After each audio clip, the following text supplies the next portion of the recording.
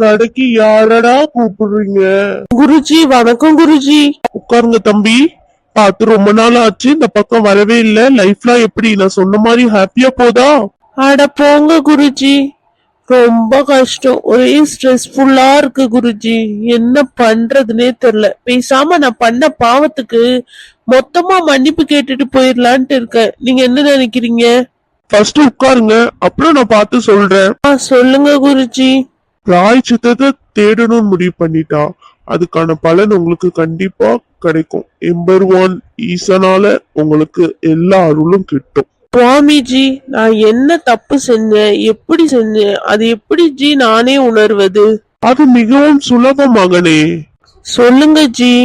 உன் மனைவியின் ஒரு தவறை மட்டும் சுட்டிக்காட்டு. அவள் உன் பரம்பரை தவறையும் உன் சொந்த பந்தம் தவறையும் அனைத்தையும் சுட்டிக்காட்டி விடுவாள். சுவாமிஜி, சரியான ஐடியா. இந்த ஐடியா வீட்டுல போய் நான் பண்ண எனக்கு என்ன நடக்கும்னு யோசிச்சு கூட பார்க்க முடியல.